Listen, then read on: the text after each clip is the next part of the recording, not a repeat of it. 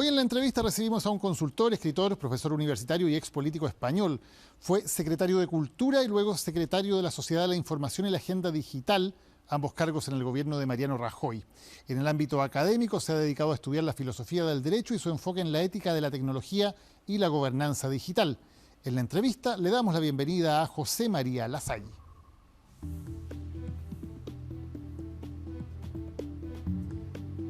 Estamos junto a José María Lasalle. José María, bienvenido a la entrevista. Bien hallado, encantado de estar aquí. José María, partamos hablando de algo que tú anticipabas hace ya 5 años, un libro que se llamaba Ciberleviatán. Cuéntanos un poco de qué trataba y qué era lo que tú decías ya en ese momento. Bueno, lo que decía en aquel momento era que la evolución de la revolución digital estaba suponiendo un cambio en la configuración del poder que amenazaba abiertamente la democracia liberal, que construía hiperliderazgos basados en populismos digitales capaces de, a partir del desarrollo de un nuevo modelo económico de plataformas que gestionaban los datos, cambiar probablemente el orden mundial. Habría que decir que lamentablemente acertaste, ¿no? Pues sí, desgraciadamente me siento un poco como Cassandra. Advierto de maldiciones que luego se cumplen, pero no me creen.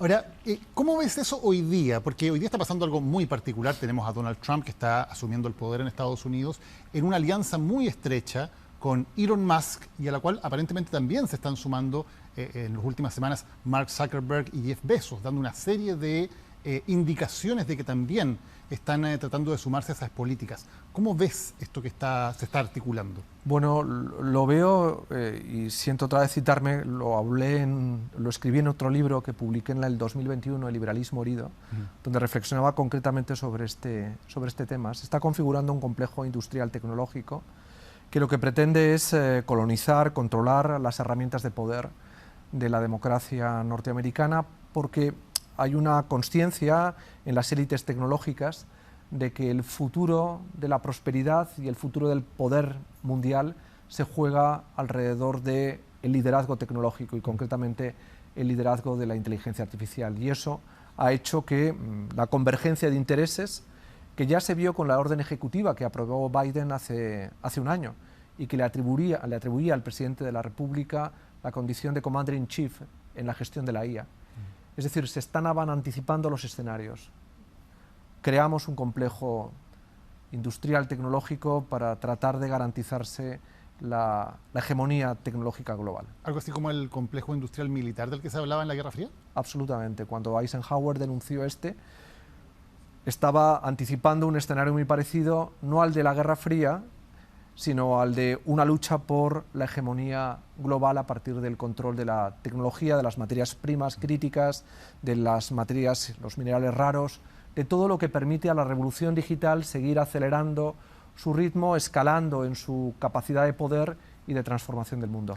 ¿Cómo entiendes en ese contexto lo que está haciendo Elon Musk, interviniendo cada vez más abiertamente y a favor de grupos extremos y muchas veces difundiendo desinformación para favorecerlos en otros países? Concretamente lo ha hecho con mucha fuerza en el Reino Unido, donde incluso llegó a decir que una guerra civil en ese país era inevitable, y ahora en Alemania, donde está aliado con las fuerzas de la extrema derecha.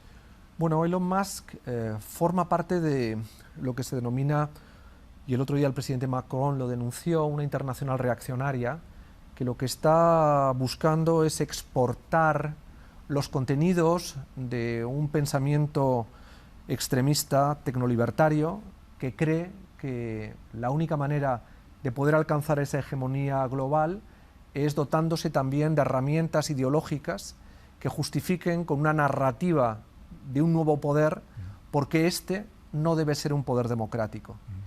Y para ser capaces de abordar ese esfuerzo, algunos intelectuales que forman parte de lo que en Estados Unidos se denomina The Dark Enlightenment, la ilustración oscura, con personajes como Mencius Mulberg o el propio Nick Land, defienden que el poder tiene que estar en manos de una élite tecnológica, pero un poder que no solamente abarque lo que consideramos Estados Unidos, sino Occidente.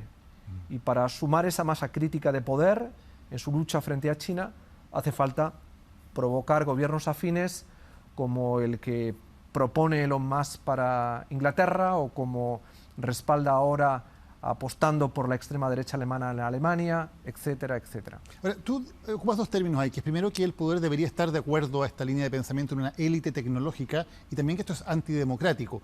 Pero vemos también que este movimiento es populista. De hecho, en todo momento va de alguna manera apelando a las grandes mayorías y Donald Trump de hecho gana con una mayoría de las elecciones en Estados Unidos. ¿Cómo se concilian estas dos cosas? Porque una cosa es la democracia en su radicalidad, que es lo que defiende el populismo, es decir, que la mayoría no tenga reglas, sino que la mayoría atribuye un mandato moral y político que justifica cualquier decisión, y otra cosa es la democracia liberal, que es que la mayoría se ve moderada por las reglas liberales del respeto a las minorías. Por lo tanto, lo que están defendiendo personajes como Elon Musk o políticos como Trump es precisamente gobernar con una mayoría incontestable. Y esa mayoría incontestable necesita un liderazgo también incontestable. Y sobra todo lo que implica el liberalismo, es decir, las reglas de la moderación, las reglas del consenso, de la negociación política, de la búsqueda de acuerdos. Eso que John Dewey, el padre del liberalismo norteamericano, cuando hablaba de la democracia liberal decía que era una conversación civilizada. La conversación civilizada estorba cuando uno quiere dar órdenes. Y vemos que también en redes sociales de alguna manera se está haciendo que esa conversación civilizada en la práctica no pueda existir, ¿no? Claro, porque además hay un modelo de negocio detrás, porque el ruido genera tráfico de datos y los algoritmos lo que hacen es invisibilizar los contenidos más civilizados que fluyen en las redes y visibilizar los contenidos más radicales, porque lo que se busca es captar el tráfico de los datos a través de la atención humana que se deja llevar por el morbo, por el ruido, porque en el fondo también lo que se busca registrar es el inconsciente humano. Y ahí también un tráfico comercial, y si tenemos tiempo lo hablamos, para la inteligencia artificial fuerte, que es la que se está buscando también con este tipo de datos. Hay dos elementos acá. Uno, que es el que describe recién, es más bien de negocio. Uno dice, bueno, es gente que está tratando de ganar dinero, digamos, y está haciendo lo que económicamente les es más rentable. Pero por otra parte también hablas de algo que tiene que ver más bien con ideas geopolíticas, de poder. ¿Cómo conversan esos dos mundos? Bueno, porque en el caso de las redes sociales, los extremismos que liberan ruido y que provocan bucles de reflexión identitarios que marginan con diseños de guerra cultural a los otros, fortalecen las mayorías que son capaces de aglutinar, y eso refuerza el poder, sobre todo cuando una parte muy importante de ese poder necesita la desinformación para manipular la atención del ser humano y llevarle a escenarios de conflicto, que es lo que necesita el populismo para gobernar. El populismo necesita vivir una guerra civil en el seno de la sociedad, es decir, una guerra civil incruenta que polariza para justificar que se gobierna por una mayoría contra esa minoría amenazante. Las redes sociales son las grandes herramientas a través de las cuales se facilita la construcción de ese tipo de mayorías que necesitan los líderes para tomar decisiones sin el contrapeso de las minorías. Y en una guerra como la que se está planteando a nivel global entre Estados Unidos y China, en Estados Unidos la élite ha comprendido, la élite tecnológica, que solo se puede ganar si las órdenes no se cuestionan.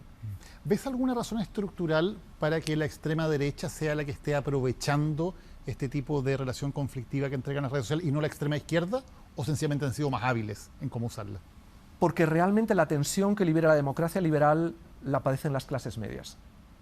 Es decir, a diferencia de otros momentos de la historia en donde el protagonista de la percepción de la desigualdad era la clase obrera, como se describía en el siglo XIX, en el siglo XXI los grandes tenedores del malestar son las clases medias. ¿Por qué? Y esto tiene que ver con el desarrollo de la digitalización y particularmente con la inteligencia artificial, porque le han disputado a la clase media, es decir, a los arquitectos, a los ingenieros, a los abogados, a los funcionarios, a los periodistas, el control sobre el trabajo intelectual. El trabajo intelectual cada vez vale menos. El trabajo cada vez vale menos en el PIB de las economías automatizadas, y particularmente el trabajo intelectual.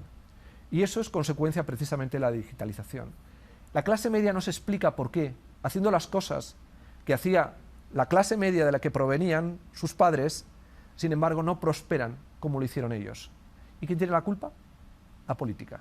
La institucionalidad que no está siendo capaz de atender lo que la política no está escuchando.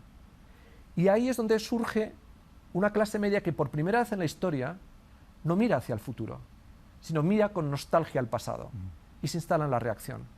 Y eso es lo que explica los populismos.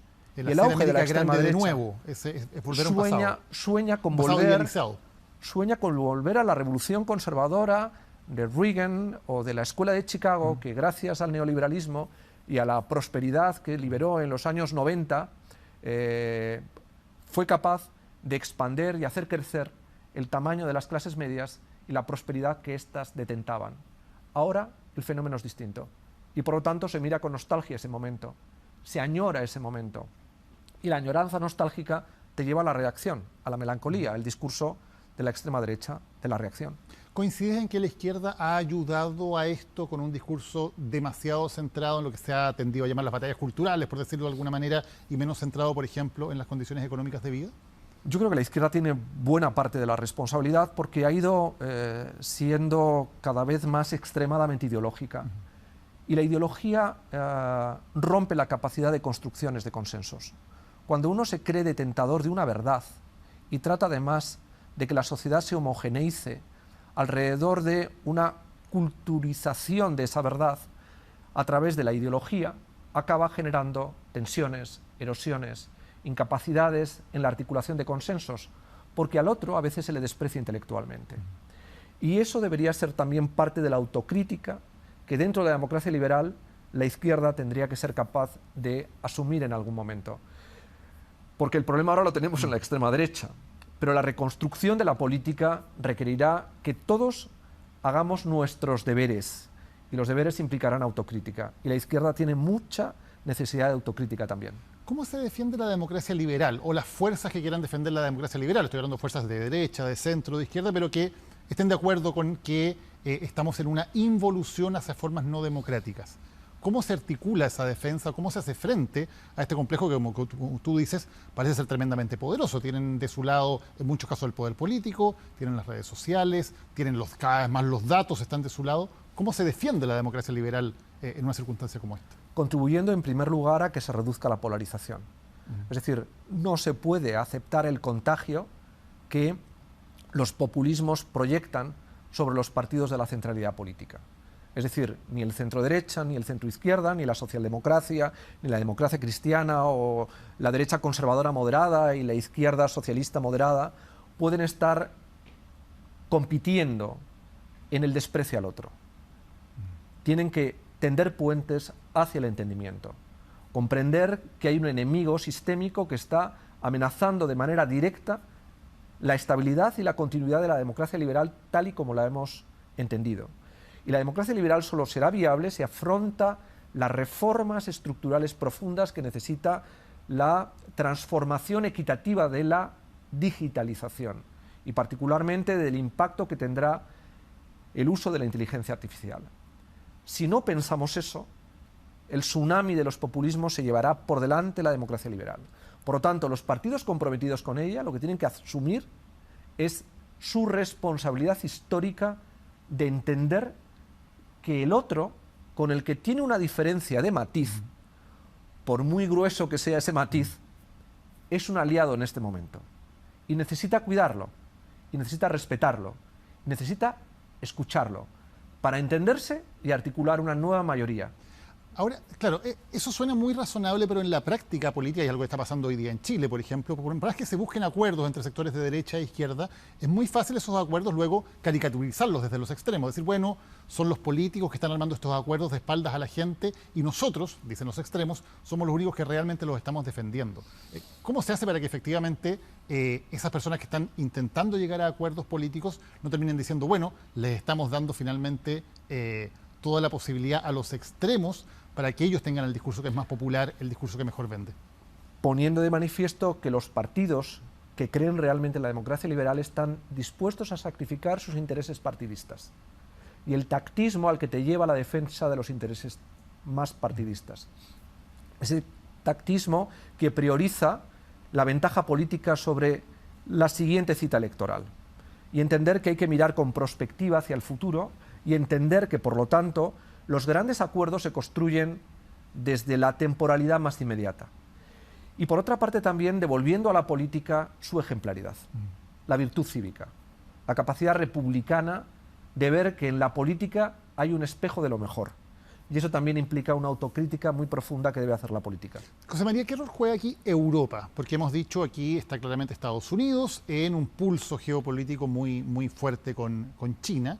¿Qué papel juega Europa y podrá resistir Europa estos impulsos cuando claramente hay, lo veíamos con el ejemplo de Elon Musk, una jugada muy fuerte por intentar desestabilizar sus democracias?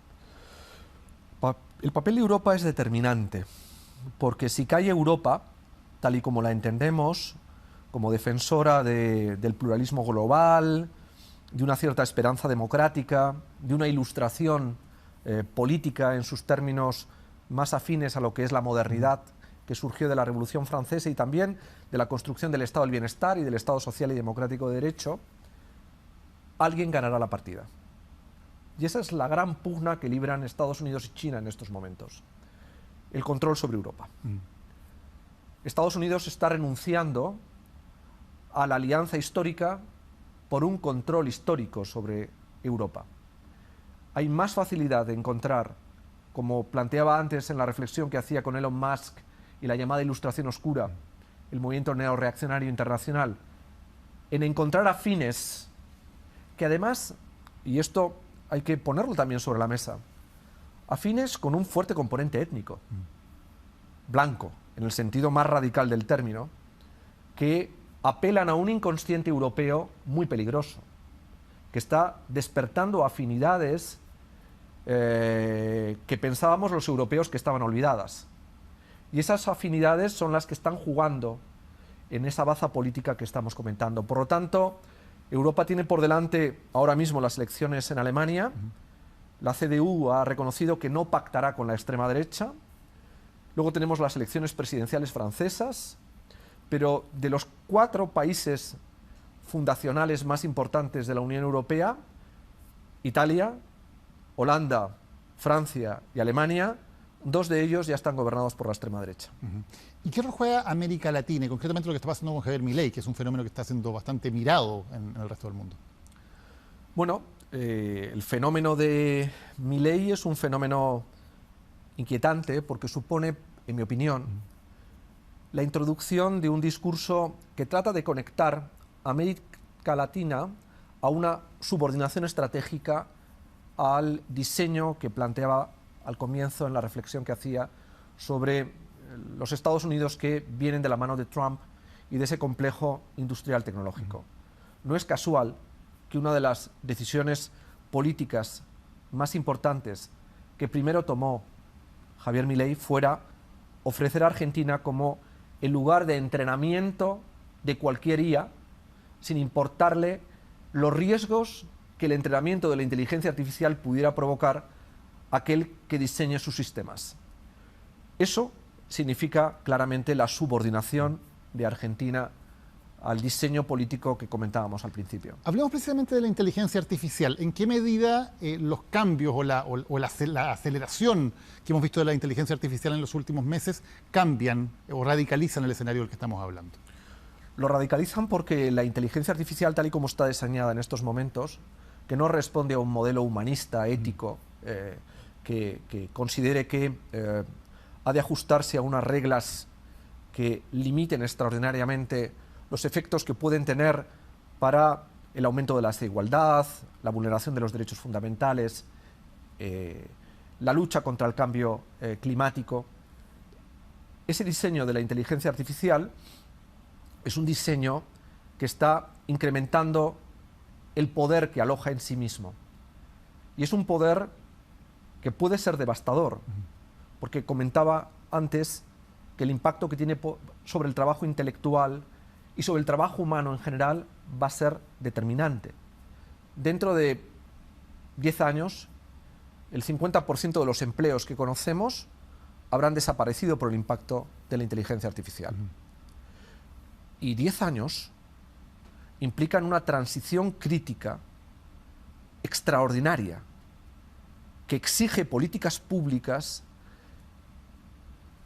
sobrecogedoras, casi me atrevería a decir, en el esfuerzo de elaborarse para que el impacto que tenga sobre la sociedad no sea traumático. Ese tipo de inteligencia artificial es la que estamos acelerando en estos momentos y es la que exige, evidentemente, responsabilidad por parte de las sociedades democráticas a la hora de, en mi opinión, evitarla en el diseño que tiene. Y cuando hablamos de poder, como hablábamos al principio, ¿de qué manera el desarrollo tan frenético de esta inteligencia artificial puede servir para concentrar más el poder en quienes la manejen? Pues porque las plataformas, que son las que... A ver, por primera vez el planeta ha sido capaz de llevar a cabo la migración de 6.000 millones de seres humanos a un mundo paralelo que es la infoesfera, a través del manejo de una terminal de ordenador, que es lo que al final es un smartphone. Generadores de datos permanentemente. Y esos datos pueden ser captados en tiempo real y registrados. Y que sobre ellos opere una minería que tiene como elemento fundamental en el desprendimiento de un conocimiento susceptible de generar modelos de negocio en la inteligencia artificial. Por lo tanto, la inteligencia artificial ahora es una herramienta fundamental para gestionar toda la información que el ser humano libera acerca de las interacciones que en tiempo real genera y que son susceptibles de evaluarse para convertirse en modelos de negocio, generando agregaciones de valor a esos datos. Eso es lo que denominamos el capitalismo cognitivo, que es un capitalismo que fundamentalmente lo que busca es desarrollar plataformas que generen datos y modelos de negocio alrededor del conocimiento de esos datos. El diseño de la inteligencia artificial es la herramienta que está potenciando ese modelo, que es un modelo que se basa en un capital que es algorítmico y que tiene unos pocos, y en un trabajo que está en los propios algoritmos y en la inteligencia artificial, y que margina el trabajo humano. Ese escenario, que muchos pueden describir como apocalíptico, se parece mucho al que generó la revolución industrial en los años 30-40 del siglo XIX, y que tardamos más de 100 años en hacer justa. Y estamos viviéndolo ahora en tiempo real. El impacto que eso puede tener exige a cualquiera que esté en la política a entender que tiene una responsabilidad enorme para volcar su atención sobre ello si no quiere evitar la enorme desigualdad y los graves conflictos sociales que puede generar ese escenario. También desde el otro punto de vista se podría decir, bueno, finalmente la revolución industrial sí trajo muchísimas cosas buenas para la humanidad, sí generó sociedades muchísimo más prósperas, sí permitió rebajar la mortalidad infantil, la miseria en gran parte del mundo. ¿Crees que finalmente, cuando miremos atrás en 100 años más, dentro de 100 años, cuando miremos atrás, vamos a poder decir algo parecido? ¿O crees que puede haber algo fundamentalmente diferente aquí? Claro, pero la revolución industrial consiguió todos esos efectos positivos cuando fue capaz de repartir la prosperidad y canalizarla institucionalmente en conseguir la igualdad legal y la igualdad de oportunidades, la sanidad y la educación universales, la proliferación de la protección de los derechos fundamentales, es decir, cuando armó una civilización democrática que hizo que la revolución industrial se humanizara. Fue un esfuerzo civilizatorio que afrontó el liberalismo democrático durante todo el siglo XIX. Ahora nos enfrentamos a una realidad donde la revolución tecnológica aborda todos esos cambios, pero los lleva solo a un ámbito de implementación técnica, donde lo único que se busca es la maximización de la utilidad económica que libera esa prosperidad. Sin entrar, por ejemplo, en que los algoritmos paguen impuestos, en que los robots contribuyan de alguna manera al pago de las pensiones que garanticen la igualdad entre generaciones, que reduzca el impacto de la huella de carbono que libera el entrenamiento de las inteligencias artificiales y que daña el clima, etcétera, etcétera. Es decir, estamos liberando un enorme poder prometeico que, si no se humaniza, se convierte en titánico. Y eso es lo que las democracias liberales deben afrontar. Sacarle toda la oportunidad que tiene la inteligencia artificial, pero la oportunidad humanizadora, liberadora del hombre, no deshumanizadora. Ahora, José María, para eso las democracias liberales necesitarían tener una robustez, un poder para poder llevar a cabo esa tarea tan difícil, y lo que estamos viendo es exactamente lo contrario, que están más debilitadas que nunca. Por eso es importante, y lo hablábamos hace un momento, qué es lo que tienen que hacer los partidos si tienen una mirada de prospectiva y quieren realmente estar a la altura de la ejemplaridad virtuosa que republicanamente se exige a un político, tiene que anteponer los intereses generales a los intereses partidistas. Y por lo tanto, pensar que la transición crítica que nos va a llevar a una civilización donde, como diría Isaac Asimov, lo único inevitable en el futuro van a ser las máquinas, esas máquinas se pongan al servicio de la libertad humana y de los valores éticos que acompañan a la civilización democrática. No sean todo lo contrario. Y esa es la responsabilidad que tiene la política hoy. No estar en el debate a corto plazo sobre el interés más inmediato de adquirir poder para no ser cuestionado en las pequeñas reformas del día a día, cuando lo que tenemos es por delante una agenda de complejidad que requiere sentido común y sobre todo consensos. Si eso no ocurre y si seguimos por el camino que aparentemente se está diseñando en los últimos años, ¿cómo te imaginas el mundo, cómo te imaginas la humanidad en 20 años más? Yo siempre, como liberal, creo en la esperanza humana y creo en el poder inmenso de la libertad y de la capacidad del ser humano para devolverle la dignidad que se merece a sí mismo. Cuando salieron todos los males de la caja de Pandora, quedó dentro solo una cosa: la esperanza. Tengo una inmensa confianza en la libertad humana. Por lo tanto, creo que vamos a un escenario potencialmente distópico si el ser humano no entiende que, como diría un poeta alemán, allí donde está el peligro crece lo que nos salva.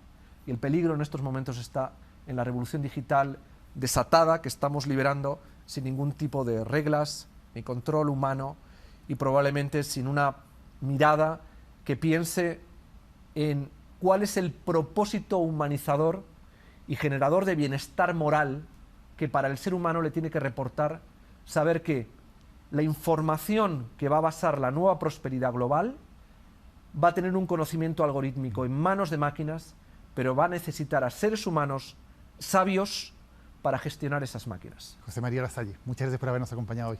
Gracias a ti por la entrevista. Y muchas gracias a ustedes también por habernos acompañado hoy en una nueva edición de La Entrevista en Chilevisión.